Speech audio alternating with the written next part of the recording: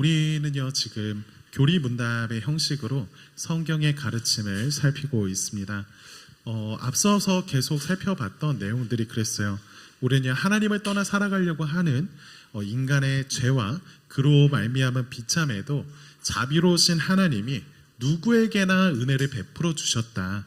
그래서 죄로 아주 망하지 않게 억제하시고 유한하지만 많은 행복을 누리게 하셨는데 이것을 일반 은혜라고 부른다고 말했습니다. 그렇지만 이것만으로 사람들의 이기심으로부터 비롯한 이 땅의 비참과 소외됨을 해결할 수 없기 때문에 우리를 구원하고자 하시는 하나님의 특별한 은혜가 필요합니다. 이 특별한 은혜는요 참 하나님이자 참 인간이신 예수 그리스도를 통해 주어집니다. 오늘은 이 특별한 은혜가 왜 다른 방법이 아니라 참 하나님이자 참 인간이신 구원자 그 예수님이어야 되는지 그것을 설교하려고 합니다. 이것을 위해서 오늘 같이 욥이라고 하는 사람의 이야기를 나누었으면 좋겠는데요. 욥이 당한 고난이 우리가 누리고 있는 이런 일반 은혜에 있어 한계를 잘 보여주고요. 또한 특별한 은혜가 우리에게 필요하구나 라고 하는 건 역시 잘 보여주기 때문에 이 본문을 골라왔습니다. 우리 같이 본문을 읽었으면 좋겠는데요. 욥기서 9장입니다. 욥기 9장 32절부터 35절까지의 말씀이에요. 욥기서 9장 32절부터 35절까지 말씀입니다. 네, 다 찾으신 줄 알고 제가 읽어드리겠습니다. 오늘 우리에게 주시는 하나님의 말씀을 들으십시오. 하나님은 나처럼 사람이 아니신즉 내가 그에게 대답할 수 없으며 함께 들어가 재판을 할 수도 없고 우리 사이에 손을 얹을 판결자도 없구나. 주께서 그의 막대기를 내게서 떠나게 하시고 그의 위엄이 나를 두렵게 하지 아니하기를 원하노라. 그리하시면 내가 두려움 없이 말하리라. 나는 본래 그렇게 할 수 있는 자가 아니니라. 아멘. 방금 읽은 본문은요 욥이라고 하는 성경 인물이 한 말입니다. 여러분 그 욥이라고 하는 사람이 살았던 시대는 정확하진 않아요. 학자들마다 의견이 굉장히 다양한데 이제 이 성경에 쓰여져 있는 이 욥기의 문체나 혹은 그런 표현들을 봤을 때 아마도 기원전 2000년 그러니까 이스라엘 사람들의 시조로 여겨지는 사람이 있죠. 아브라함이라고 하는 사람과 동시대를 살았을 것으로 추측이 됩니다. 1장 1절을 보면요 이 사람이 우스라는 곳에 살고 있었다라고 하는 것을 볼 때요 욥이라고 하는 사람은 이스라엘 사람이 아니에요. 왜냐하면 이 우스라는 곳이 어디에 있냐면 여러분 그 예서라고 하는 사람 알죠? 야곱의 쌍둥이 형이었던 그 예서가 나중에 민족을 이루어서 두어지는 동네 예돔이라고 하는 곳인데 그곳에 놓여있는 마을의 이름이 이 우스라고 하는 곳입니다. 나중에 모세가 이 성경을 기록하고 있으니까요 그 시대 사람들이 익숙한 지명을 가지고 말하고 있으니까 이 우스를 설명하고 있는 거예요. 어찌됐건 욥은요 본래 이스라엘 사람이 아니라 외국인이다 라고 하는 점이 좀 특별합니다. 그런데 이것보다 더 흥미로운 게 있다면요 이 욥이라고 하는 사람의 이름 그 자체예요. 왜냐하면 그 이름이 이스라엘 말로 우리가 읽는다면요 뜻이 이렇습니다. 미움 받는 자, 박해 받는 자 라고 하는 이름이 욥이라고 하는 이름이에요. 여러분 누가 이런 식으로 자녀의 이름을 짓겠습니까? 반면 아랍식으로 이 욥이라고 하는 단어를 읽어내면요 이런 식의 의미로 변하게 됩니다. 회개하는 자라고 하는 뜻이기도 해요. 그러니까 이 욥이라고 하는 사람의 이름 자체가 이 욥기라고 하는 성경 전체를 그리고 그의 일상을 잘 보여주고 있는 것 같습니다. 여러분 보면요 이 욥이라고 하는 사람은 의로운 사람이었다라고 말을 합니다. 욥기 1장만 봐도 하나님의 평가가 그래요.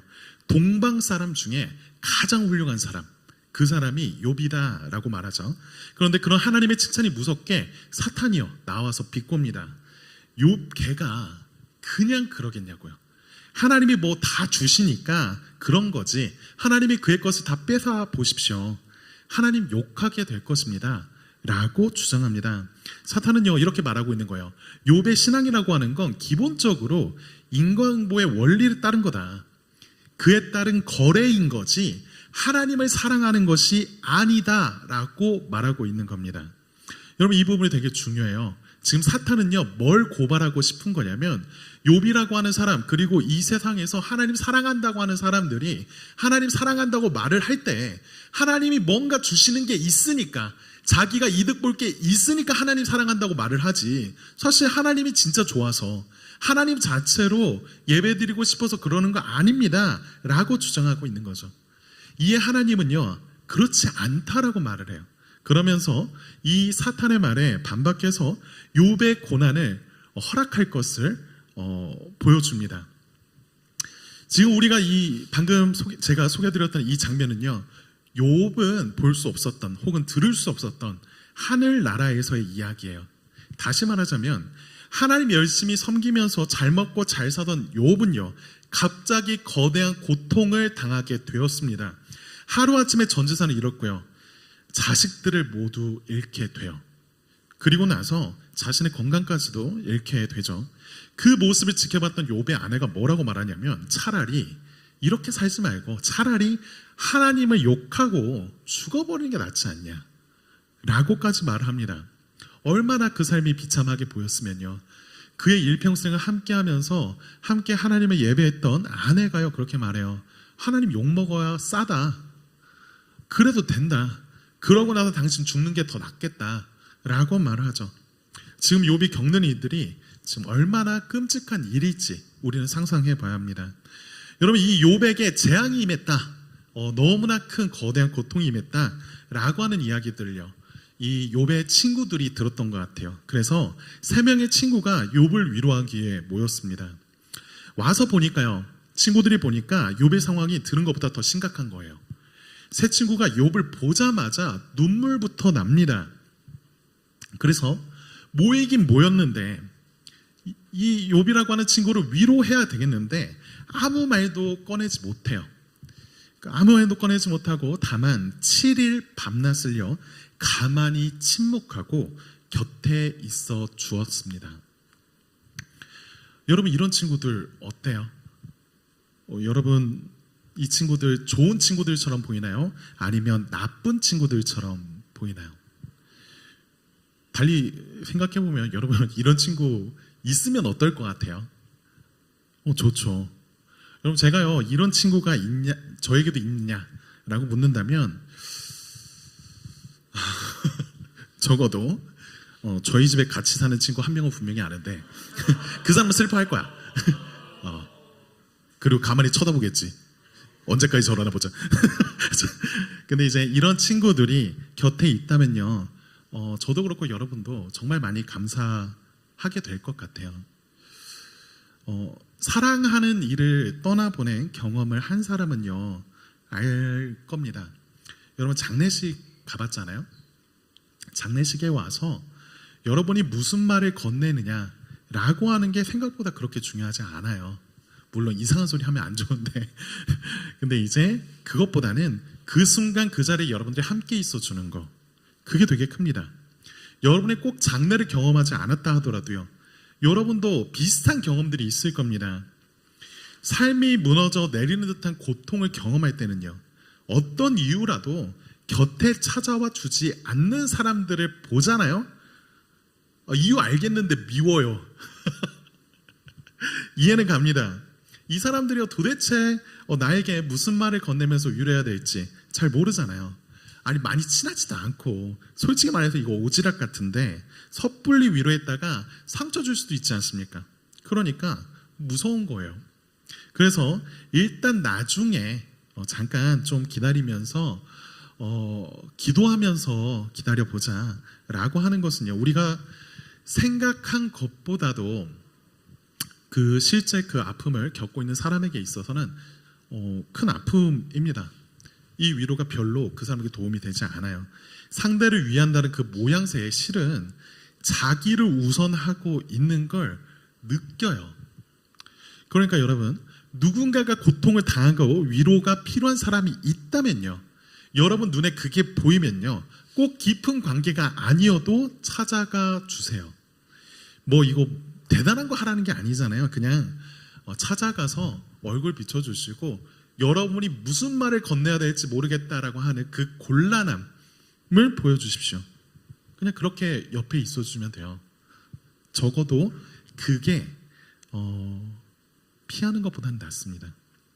아무튼 그렇게 지금 욥의 친구들이요, 욥과 함께 7일을 가만히 있다가 욥이 처음으로 말을 꺼내게 됩니다. 근데 욥이 처음으로 꺼냈던 말이 뭔지 아십니까? 그게 뭐냐면 자기 생일을 저주하는 거예요. 태어나지 말았어야 한다고 말을 해요. 어째서 나는 어머니 뱃속에서 죽어서 나오지 못했나? 모태에서 나오자마자 그냥 없어졌으면 됐을 텐데 왜 그렇지 않아서 이 괴로움을 당하고 있냐? 라고 원망합니다. 이거 되게 충격적인 말이죠. 그렇지만 여러분도 이해할 겁니다. 여러분, 고통이 너무 크면요, 차라리 죽는 게 낫지 않나 라고 하는 생각이 들 때가 있어요. 그런데 이 얘기를 들은 친구들이요, 욥을 그냥 둘 수 없잖아요. 너무 심각합니다. 그래서 세 친구가 차례대로 욥에게 말을 걸어요. 처음에 엘리바스라고 하는 친구가 나서서 말합니다. 친구야, 그래도 하나님은 정의로운 분 아니냐? 그러니까 지금 너가 겪고 있는 이 고난은 우리가 모르는 어떤 이유가 있을 거다. 그렇다면 지금이야말로 혹시 자기 자신을 돌아볼 기회는 아닐까? 라고 말했습니다. 여러분, 이게 무슨 얘기일까요? 이 사람은요, 위로하고 싶어요. 그렇지만 그 안에는요, 인과응보라고 하는 세계관이 깔려 있습니다. 원인에 따른 결과로 상과 벌이 있는 게 세상의 이치라는 거예요. 그런 인과응보의 원칙을 따라 지금 이 결과는 결국 너도 모르는 죄가 있으니까 그런 거 아니겠냐? 라고 말하는 거죠. 이거에 대해서 욥은 이렇게 답합니다. 아니야, 난 의롭게 살았다. 그런데도 왜 나한테 이런 일이 일어났는지 모르겠어. 라고 대답을 하죠. 그러니까 옆에 있었던 빌닷이라고 하는 친구가 두 번째로 나서는 겁니다. 우리도 보면요, 친구가 계속 말을 건넬 때 말귀를 못 알아들을 때 있잖아요. 옆에서 듣고 있다가 참지 못하고 나서는 경우 여러분 종종 경험해 보셨을 텐데, 빌닷이라고 하는 친구가 봤을 때 이 엘리바스랑 얘기하고 있는 욥이 너무 답답해 보였던 것 같아요.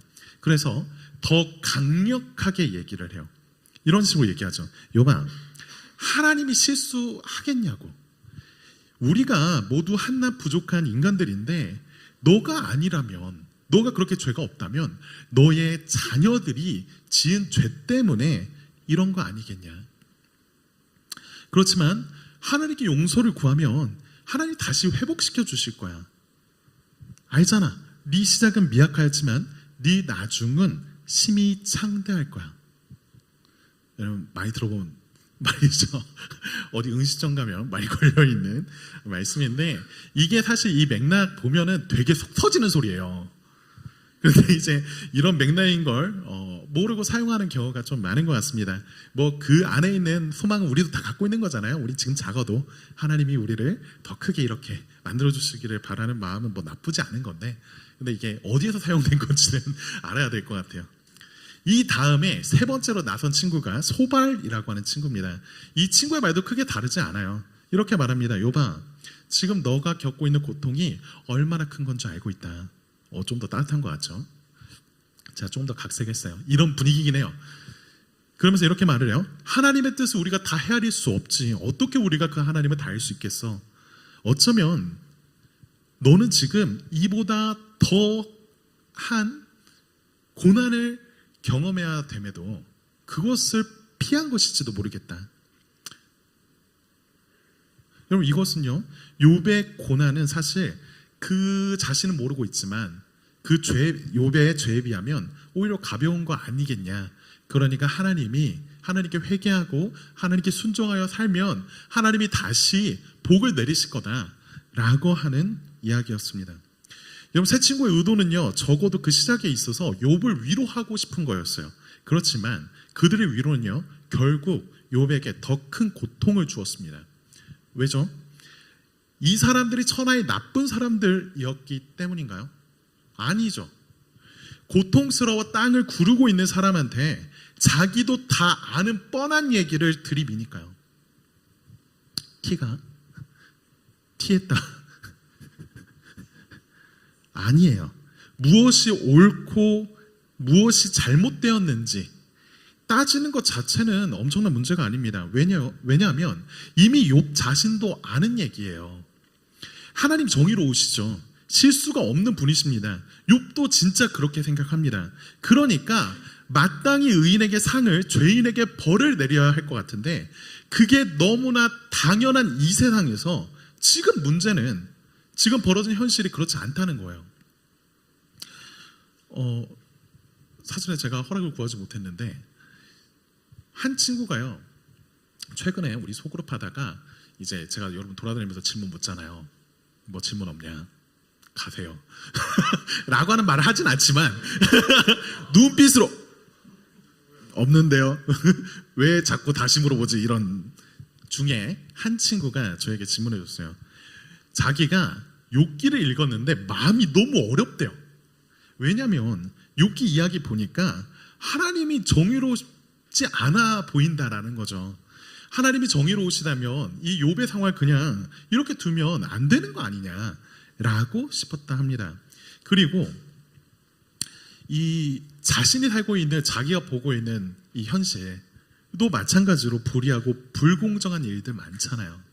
그런 현실을 떠올리면서 너무 분노가 차올랐대요. 여러분 이해되시죠? 저도 너무 이해됐습니다. 여러분도 한 번쯤 경험해 봤을 거예요. 열심히 노력했는데 결과가 왜 이러나 싶은 날들이 있잖아요. 나름 죽어라 열심히 일했는데 형편이 나아지지 않기도 하고요. 착하고 바르게 살아야 한다고 해서 정직하게 살아봤더니 주변을 보니까 다 편법을 써서 성공한 사람들이에요. 너가 바보다라고 합니다. 항상 모두가 그런 건 아니지만요, 착한 사람들은 자주 바보가 되는 것 같아요. 만약 여러분이요 그런 걸 경험했다면요, 그때 여러분 마음은요 너무 허탈하고 이게 진짜 맞나 싶었을 겁니다. 그러면 안 될 것 같은데 우리가 보는 세상이 그래요. 이걸 사람들의 이기심과 잘못 때문에 이런 상황이 펼쳐지는 거야 라고 말할 수도 있어요. 그렇지만요, 우리가 살고 있는 세상은요 그리 단순하지만은 않습니다. 여러분 질병에 걸린 누군가를 볼 때요, 그리고 재해를 입은 사람들을 볼 때 그런 게 꼭 그 사람이 뭔가 도덕적으로 잘못해서 그런 문제가 생겨요? 아니잖아요. 그건 진짜 아니다라고 하는 거 우리 알잖아요. 그러니까 우리가 그렇게 단순하게 생각하면 안 됩니다. 그렇다면 이 문제를 어떻게 해결합니까? 그냥 뭐 체념해요? 아니면 부족한 능력 때문이니까 각자 능력대로 열심히 좀 살자 하면 될까요? 아니면 그래도 모두를 우리가 행복하게 만드는 건 좀 어려워도 그래도 많은 사람들의 행복을 우리가 같이 추구하면서 그렇게 열심히 하면, 혹은 서로에게 공정하고 평등하게 기회와 자원을 분배한다면, 그것도 아니라면 이 모든 이야기들을 다 각자 알아서 열심히 하면, 그러면 이 세상이 괜찮아질까요? 여러분 이미 직감하고 계실 거예요. 이 노래 아는지 모르겠는데 세상이 요지경이에요. 안 해? 나이 든 애들만 웃었어. 이해가 안 되죠? 저도 그래요. 여러분 이 현실이 정말 이해가 안 됩니다. 욥의 이야기는요 인간보나 우리가 지금 나열했던 이 방법으로도 다 설명할 수 없는 복잡한 우리의 현실을 그대로 보여주고 있습니다.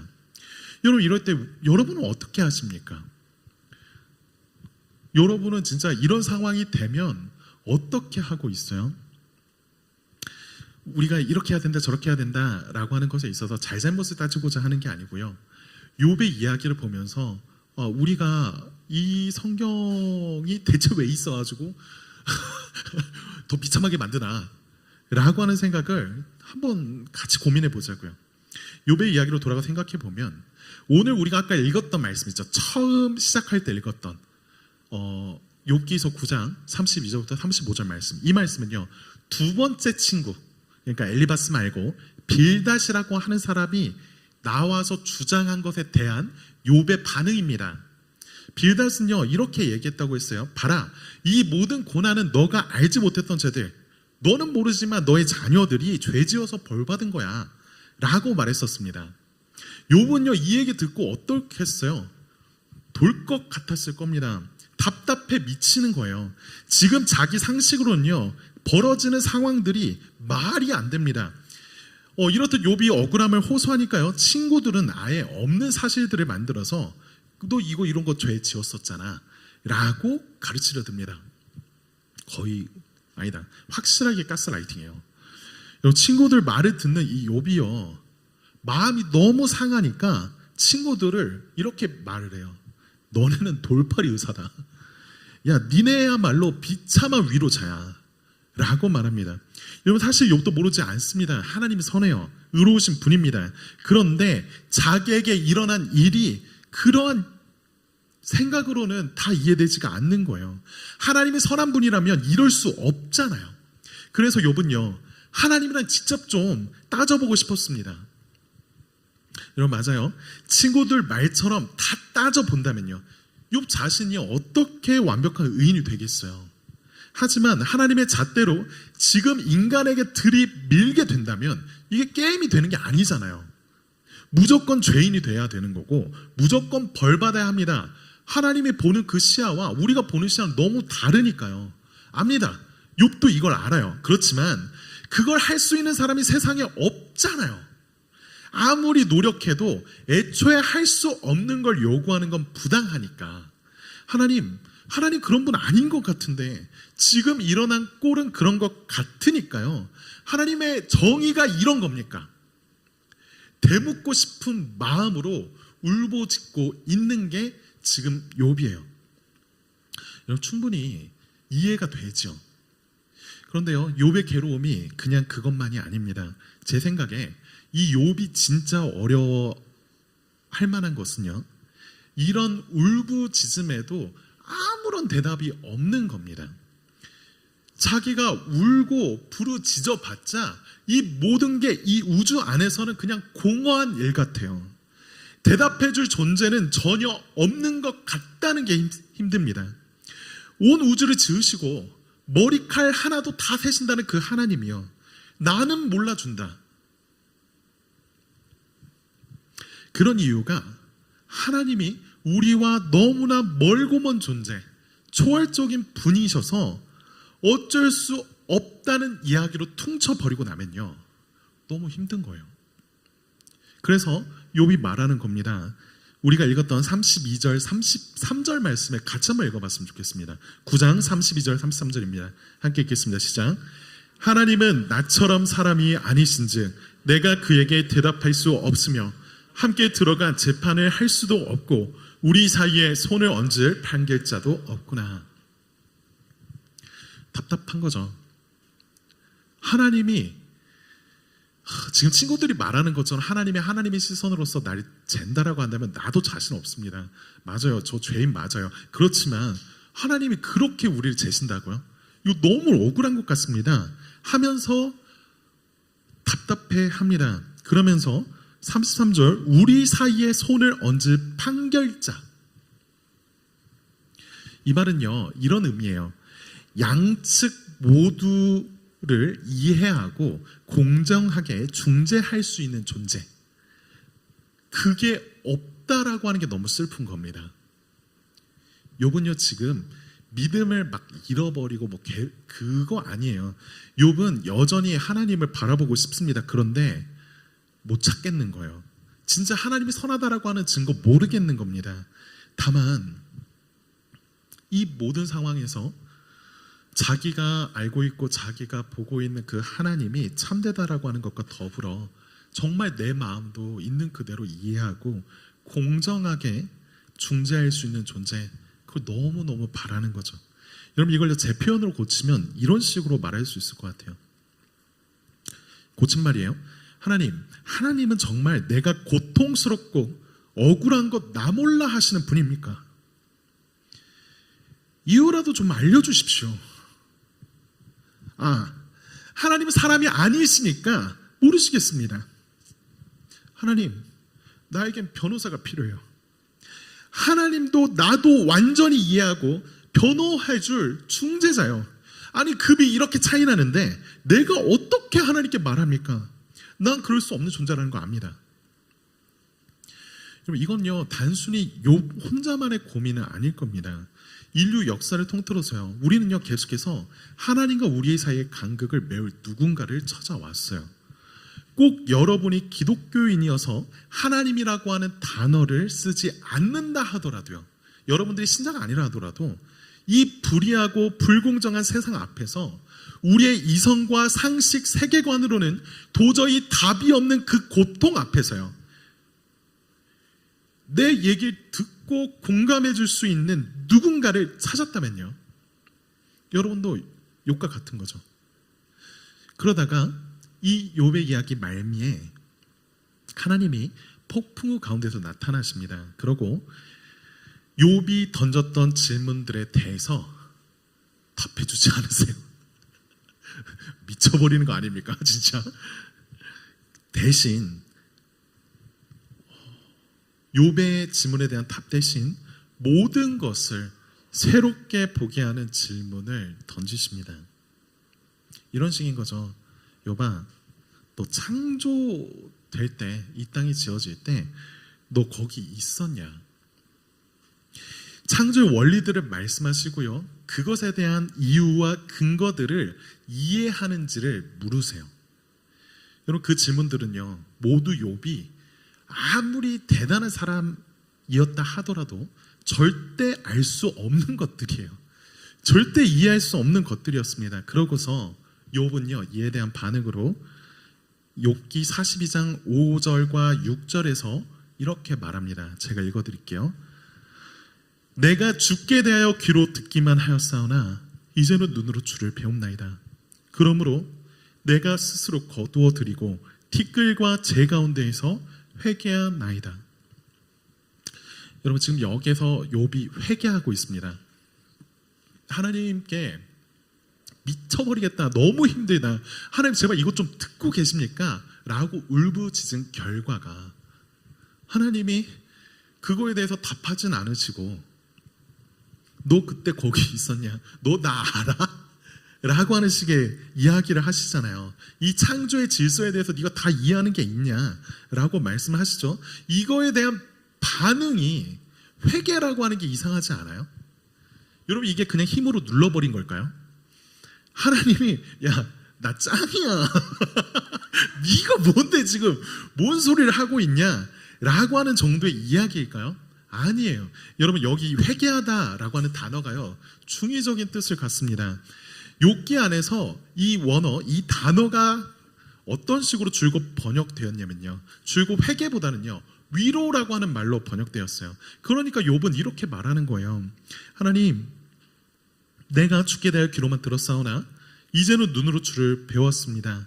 그러므로 내가 스스로 거두어 드리고 티끌과 재 가운데에서 회개하나이다가 아니고 위로를 얻습니다 라고 말하는 거죠. 여러분, 욥이 뭔 위로를 받았나요? 나한테 왜 그랬는지 대답은 해주지도 않고 죽은 아이들이 돌아온 것도 아니었습니다. 그런데요, 뭐가 위로입니까? 아내 말만큼이나 하나님께 욕이나 제대로 하고 죽는 게 낫지 않았을까요? 그럼 욥이 받았다는 그 위로, 이것을 이해하기 위해서는요 우리가 같이 찾아볼 말씀이 하나 더 있어요. 욥기서 19장 23절부터 27절입니다. 이거는 같이 좀 찾아봅시다. 욥기서 19장 23절부터 27절이에요. 안 나오죠? 네. 함께 읽어봅시다. 시작. 나의 말이 곧 기록되었으면, 책에 쓰여졌으면, 철필과 나도로 영원히 돌에 새겨졌으면 좋겠노라. 내가 알기에는 나의 대속자가 살아계시니 마침내 그가 땅 위에 서실 것이라. 내 가죽이 벗김을 당한 뒤에도 내가 육체 밖에서 하나님을 보리라. 내가 그를 보리니 내 눈으로 그를 보기를 낯선 사람처럼 하지 않을 것이라. 내 마음이 초조하구나. 여러분 이 내용을 보면서 좀 여러 가지 생각이 들 겁니다. 지금 상황은요, 욥이요 여전히 새 친구들과 변론하고 있는 상황이에요. 그러면서 이 욥에 가지고 있었던 앞서 우리가 9장에서 읽었던 그 갈망, 나를 진짜 알아줄 수 있는, 하나님과 나 사이를 중재할 수 있는 그 판결자, 그것에 대한 갈망이 더 커져가며 느끼고 있는 겁니다. 지금 욥은요 앞날을 예언하고 있는 거 아니에요. 예수님이 오실 것이다 이런 말 하고 있는 거 아닙니다. 하나님 아직 안 나타났어요. 욥은 아직 하나님이 뭐라고 말하시는지 들은 적이 없습니다. 그때 욥은요, 지금 이게 욥이 하는 말이 예언이 아니라면 뭘까요? 그보다는요 간절함이 더욱 선명해진 거죠. 아무리 생각해도 이거 말고는 답이 없는 거예요. 욥은 아직 하나님 보지 못했고, 그렇게 욥은요 친구들과 변론하면서 계속 상처를 입습니다. 그리고 계속 하나님께 불평, 불만을 쏟아내고 있는 과정 가운데서 하고 있는 말이라는 거죠.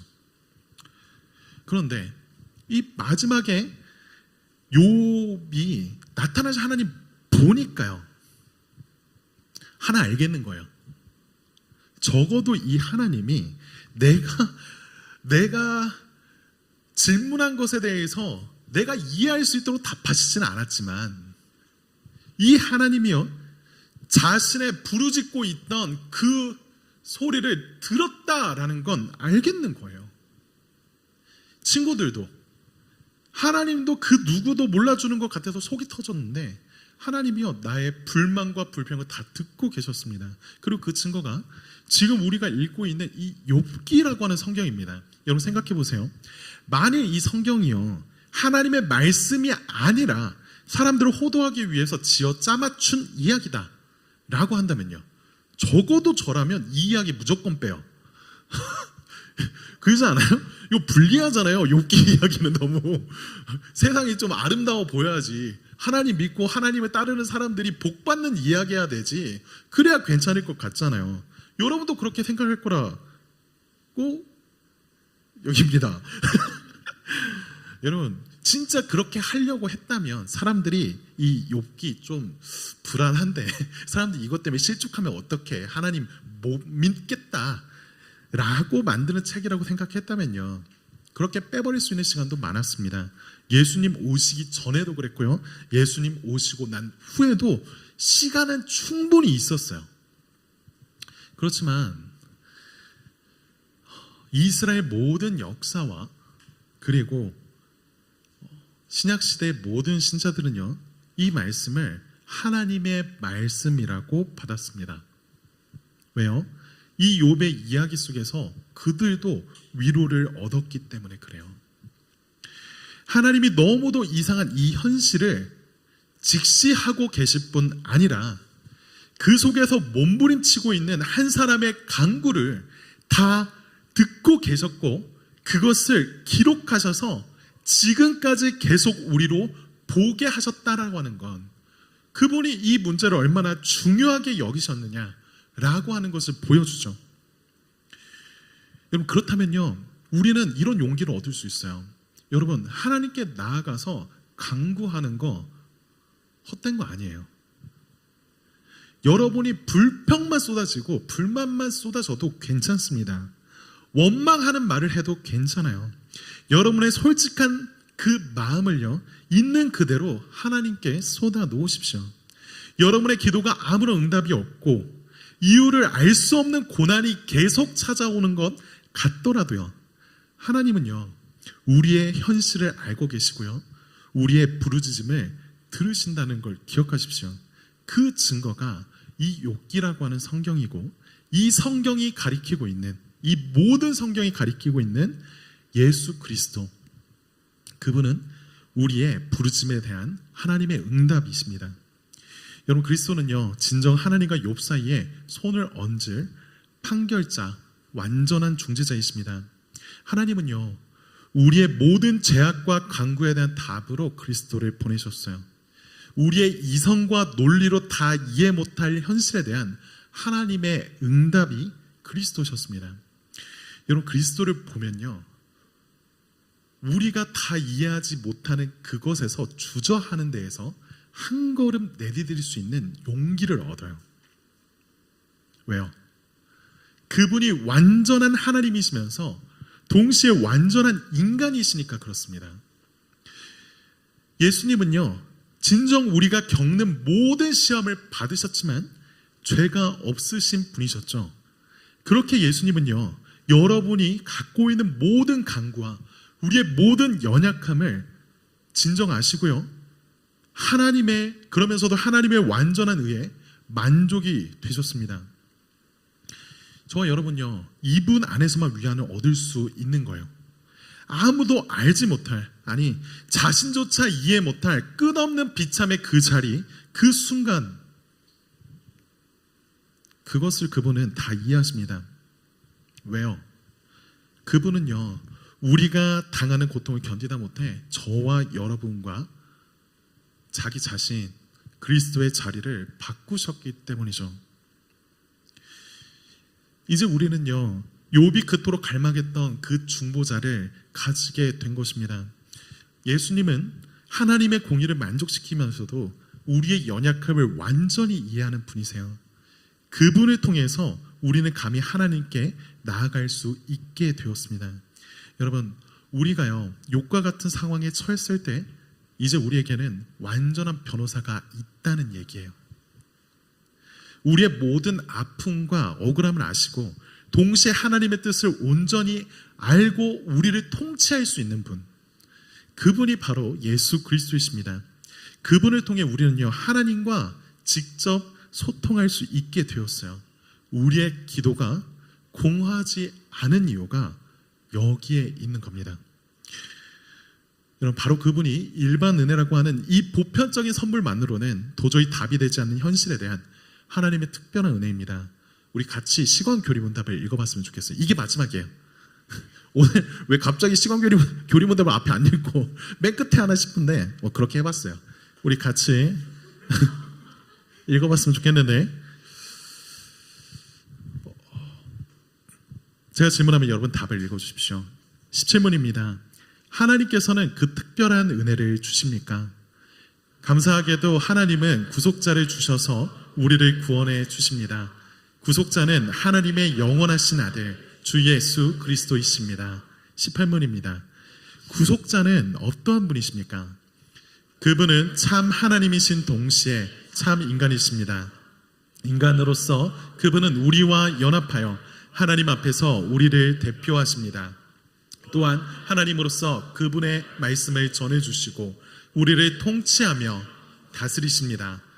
그분이 참 하나님이시며 참 인간이시기에 하나님과 우리 사이에 평화를 가져다 주는 중보자로서 일하실 수 있습니다. 네, 이 그리스도께로 나오십시오. 우리 같이 찬양하고 기도했으면 좋겠는데요.